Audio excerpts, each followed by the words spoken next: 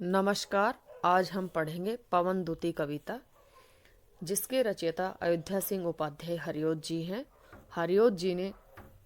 इस कविता में राधा जी की विरह व्यथा का चित्रण किया है। जब श्री कृष्ण ब्रज छोड़कर मथुरा चले जाते हैं और वहां से वापस लौट कर नहीं आते, तो राधा जी पवन को दूत बना करके श्री कृष्ण के पास भेजती हैं। इसी का वर्णन इस कविता में किया गया है। नाना चिंता सहित दिन को राधिका थी बिताती, आंखों को थी सजल रखती, उन्मना थी बिताती। शोभा वाले जलद वपु की हो रही चातकी थी, उत्कंठा थी परम प्रबला, वेदना वर्धिता थी। नाना चिंता सहित दिन को, नाना अनेक प्रकार की, चिंता सहित चिंताओं के साथ में, दिन को दिन के समय को, राधिका थी बिताती राधा जी व्यतीत करती थी। आंखों को थी सजल रखती, राधा जी की आंखें सजल जल से भरी रहती थी, अर्थात आंसुओं से भरी रहती थी। उन्मना थी बिताती, उन्मना खिन्न अवस्था में या दुखी अवस्था में अपने समय को व्यतीत करती थी। शोभा वाले जलद वपु की हो रही चातकी थी, राधा जी शोभा वाले सुंदर लगने वाले, जलद वपु की बादल के समान शरीर वाले श्री कृष्ण की हो रही चातकी थी, चातकी बनी हुई थी। अर्थात जिस प्रकार से चातक पक्षी अपनी प्यास बुझाने के लिए निरंतर बादल की ओर एकटक देखता रहता है, ठीक वैसे ही राधा जी भी श्री कृष्ण के आने का मार्ग लगातार देख रही थी। उत्कंठा थी परम प्रबला, और राधा जी की उत्कंठा अर्थात उनकी इच्छा अत्यधिक परम प्रबला तेज बढ़ी हुई थी, वेदना वर्धिता थी, और उनकी पीड़ा भी अत्यधिक बढ़ी हुई थी।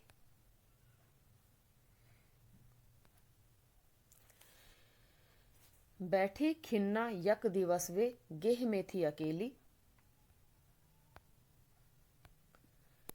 आके आंसू युगल दृग में थे धरा को भिगोते, आई धीरे इस सदन में पुष्प सदगंध कोले, प्रातः वाली सुपवन इसी काल वातायनों से। कहते हैं बैठी खिन्ना यक दिवस वे, यक दिवस एक दिन वे, बैठी खिन्ना उदास बैठी हुई थी, गेह में थी अकेली, और अपने घर में वो अकेली थी। आके आंसू युगल दृग में, आके आकर के आंसू, आंसू आकर के युगल दृग में दोनों आंखों में आंसू आकर के, थे धरा को भिगोते पृथ्वी को भिगो रहे थे। आई धीरे इस सदन में, आई उसी समय धीरे से आती है इस सदन में, इस घर में, पुष्प सदगंध को ले फूलों की सुगंध को लेकर आती है। प्रातः वाली सुपवन, प्रातः वाली सुबह वाली, सुपवन अच्छी पवन, इसी काल वातायनों से, इसी समय, वातायनों का अर्थ है झरोखों से प्रवेश करती है। अगला पद है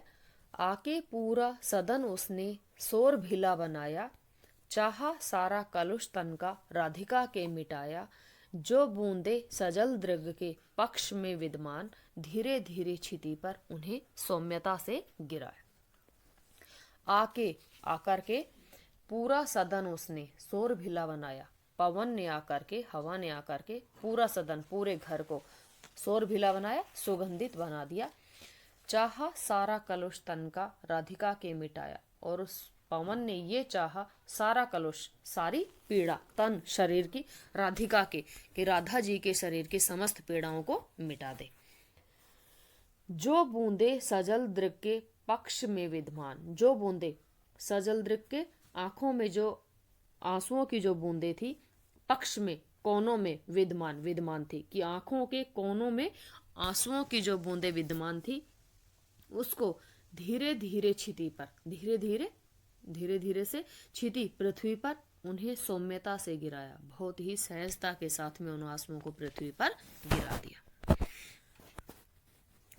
अगला पद है श्री राधा को यह पवन की प्यार वाली क्रियाएं थोड़ी सी भी न सुखद हुई, हो गई वैरिणी सी, भीनी भीनी महक सिगरी शांति उन्मोलती थी, पीड़ा देती परम चित्त को वायु की स्निग्धता थी। श्री राधा को यह पवन की प्यार वाली क्रियाएं, श्री राधा जी को यह पवन की, इस पवन की प्यार वाली क्रियाएं, प्यार वाली जो क्रीड़ाएं थी, थोड़ी सी भी न सुखद हुई, थोड़ी सी भी सुख प्रदान करने वाली न लगी। अपितु हो गई वैरिणी से, अपितु दुश्मन की जैसी प्रतीत हुई। भीनी भीनी महक से गिरी, जो भीनी भीनी सी महक या मीठी मीठी सी मध्यम सी खुशबू शांति उन्मूलती थी, उसके मन की शांति को और भी बेचैन कर रही थी। पीड़ा देती परम चित्त को, पीड़ा देती दुख दे रही थी परम चित्त को, परम अत्यधिक चित्त हृदय को, राधा जी के हृदय को और भी अधिक दुखी कर रही थी। वायु की स्निग्धता थी, स्निग्धता का अर्थ है कोमलता, कि वायु की कोमलता उसके चित्त को और भी अधिक पीड़ा प्रदान कर रही थी। अगला पद है संतापों को विपुल बढ़ता देख के दुखिता हो, धीरे बोली सैदुख उससे श्रीमती राधिका यूं, प्यारी प्रातः पवन इतना क्यों मुझे सताती है, क्या तू भी है कलुषित हुई काल की क्रूरता से। राधा जी पवन से कह रही हैं, संतापों को विपुल बढ़ता देख के दुखिता हो। संतापों अर्थात पीड़ाओं को विपुल अत्यधिक बढ़ता देख के, बढ़ता हुआ देख करके दुखिता हो, दुखी हो करके। धीरे बोली, धीरे से बोलती हैं, सैदुख उससे, दुख के साथ में उससे, श्रीमती राधिका यो, श्रीमती राधिका जी धीरे से दुख के साथ में पवन से इस तरह से बोलती हैं, कहती हैं, प्यारी प्रातः पवन, प्रातः वाली हे प्यारी पवन, इतना क्यों मुझे सताती है, तू मुझे इतना अधिक क्यों सता रही है, क्या तू भी है कलुषित हुई काल की क्रूरता से। कहती हैं कि हे पवन, क्या तू भी कलुषित हुई अर्थात निर्दयी हो गई है काल की क्रूरता से, समय की निर्दयता की शिकार तू भी हुई है, जो तू मुझे इतना अधिक पीड़ित कर रही है या दुख प्रदान कर रही है। अगला पद है कालिंदी के वर पुलिन पे घूमती सिक्त होती, प्यारे प्यारे कुसुम चय को चूमती गंध लेती, तू आती है वहन करती वारी के सीकरों को, हा पापिष्ठे फिर किस लिए ताप देती मुझे। राधा जी पवन को कहती हैं, कालिंदी के वर पुलिन पे,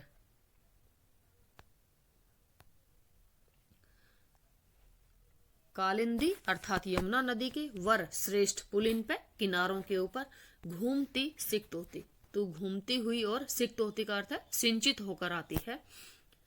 प्यारे प्यारे कुसुम चय को, प्यारे प्यारे कुसुम चय फूलों के समूह को चूमती गंध लेती, उनको चूमती है और वहां से सुगंध लेती है।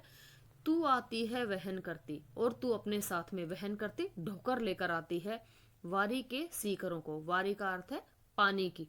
या पानी के सीकरों को, पानी की बूंदों को अपने साथ लेकर आती है। हा पापिष्ठे, कहती है हे पापों को मिटाने वाले पवन, फिर किस लिए ताप देती मुझे है, फिर किस लिए तू मुझे, ताप का अर्थ है पीड़ा प्रदान करती है, कि तू दूसरों के पापों को मिटाने वाली है, लेकिन तू मुझे इतने अधिक दुख क्यों प्रदान कर रही है। अगला पद है क्यों होती है निठुर इतना, क्यों बढ़ाती व्यथा है, तू है मेरी चिर परिचिता, तू हमारी प्रिया है, मेरी बातें सुन मत सता छोड़ दे वामता को,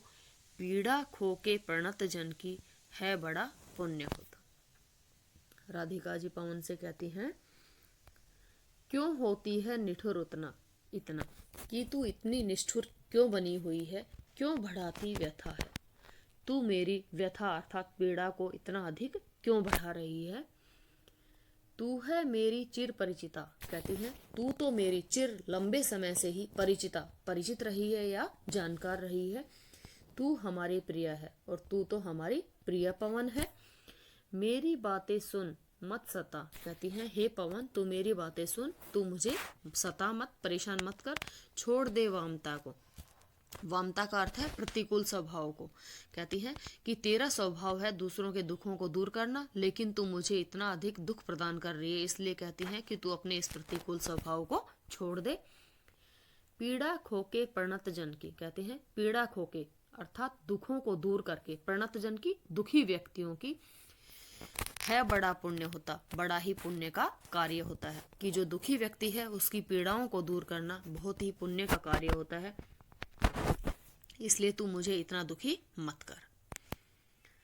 अगला पद है, मेरे प्यारे नव जलद से कंज से नेत्र वाले, जकी आए न मधुवन से और न भेजा संदेशा, मैं रो रो के प्रिय विरह से बावली हो रही हूँ, जाके मेरी सब दुख कथा शाम को तू सुना दे। राधा जी पवन से कहती हैं कि हे पवन, मेरे प्यारे नव जलद से, कि मेरे प्यारे श्री कृष्ण जो नव जलद से नए बादलों की भांति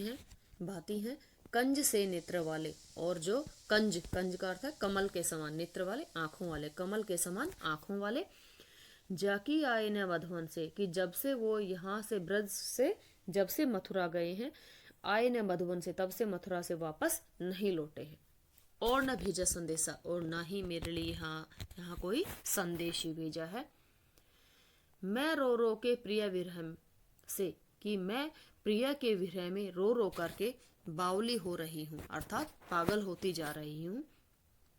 जाके मेरी सब दुख कथा, तू श्री कृष्ण के पास जाकर के मेरी सारी दुख की कथाओं को शाम को तू सुना दे। श्री कृष्ण को जाकर के मेरी समस्त दुख की कथाओं को सुना दे, अर्थात समस्त पीड़ाओं को श्री कृष्ण के सामने प्रकट कर दे। अगला पद है, जो ऐसा तू नहीं कर सके तो क्रिया चातुरी से, जाके रोने विकल बनने आदि ही को दिखा दे, चाहे ला दे प्रिय निकट से वस्तु कोई अनूठी, हा हा मैं हूं मृतक बनती प्राण मेरा बचा दे। राधिका जी कहती हैं कि जो ऐसा तू नहीं कर सके, कि हे पवन अगर तू ऐसा नहीं कर सके, कि अगर तू मेरी व्यथा का वर्णन श्री कृष्ण के सामने ना कर पाए, तो कहती हैं तो क्रिया चातुर्य से, तो अपने क्रिया चातुरी अपने कार्य की चतुराई से ही, जाके रोने विकल बनने, श्री कृष्ण के पास जाकर के मेरे रोने और मेरे विकल व्याकुल होने आदि ही को दिखा दे, आदि को ही श्री कृष्ण के सामने दिखा दे या प्रकट कर दे। चाहे ला दे प्रिय निकट से, कहती हैं या फिर तू चाहे मुझे तो मेरे प्रियतम के निकट से या पास से वस्तु कोई अनूठी वस्तु या कोई अनुपम वस्तु ही लाकर मुझे दे दे। हा हा मैं हूं मृतक बनती, कहती हैं हे पवन हाय हाय मैं हूं मृतक बनती, मैं मरती जा रही हूँ या मृत होती जा रही हूँ, प्राण मेरा बचाते, मेरे प्राणों को तू बचा दे, अर्थात जाकर श्री कृष्ण के सामने मेरे संदेश को प्रकट कर दे। अगला पद है, तू जाती है सकल थल ही वेग वाली बड़ी है, तू है सीधी तरल हृदय ताप उन्मूलती है, मैं हूं जी में बहुत रखती वायु तेरा भरोसा, जैसे हो ए भगिनी बिगड़ी बात मेरी बना दे। राधा जी कहती हैं तू जाती है सकल थल ही, कि हे पवन तू जाती है सकल थल, संपूर्ण थल पर या संपूर्ण पृथ्वी पर तू जाती रहती है, वेग वाली बड़ी है, और तेरी वेग का अर्थ है गति, ये तेरी गति भी बहुत तेज है, अर्थात तू बहुत तेज गति से संपूर्ण पृथ्वी पर जाती रहती है। तू है सीधी तरल हृदय, कहती है कि तो बहुत ही सीधी और तरल का अर्थ है नम्र हृदय वाली है, ताप उन्मूलती है, और सभी मनुष्यों के ताप पीड़ाओं को उन्मूलती है, अर्थात दूर करने वाली है, सभी के दुखों का नाश करने वाली है। मैं हूं जी में बहुत रखती, कहती हैं कि हे पवन मैं अपने जी में अर्थात हृदय में बहुत रखती हूँ, बहुत ज्यादा करती हूँ, वायु तेरा भरोसा, कि हे पवन या हे वायु मैं अपने हृदय में तुझ पर बहुत अधिक भरोसा रखती हूँ। जैसे हो ए भगिनी, कहती हैं कि जैसे भी हो, ए भगिनी का अर्थ है बहन, कि जैसे भी हो ए बहन बिगड़ी बात मेरी बना दे, कि तू मेरी इस बिगड़ी हुई बात को बना दे, अर्थात मेरे प्रियतम को मुझसे मिला दे। अगला पद है, कालिंदी के तट पर घने रम्य उद्यान वाला, ऊंचे ऊंचे धवल गृह की पंक्तियों से प्रशोभी, जो है न्यारा नगर मथुरा प्राण प्यारा वही है, मेरा सोना सदन तज के तू वहां शीघ्र ही जा। राधिका जी कहती हैं कालिंदी के तट पर, कालिंदी का अर्थ है यमुना नदी के तट किनारे के ऊपर, घने अर्थात सघन या गहरे, रम्य मन को रमाने वाले या सुंदर, उद्यान वाला बगीचे वाला, कि यमुना नदी के किनारे पर जहाँ घने और सुंदर बाग हैं,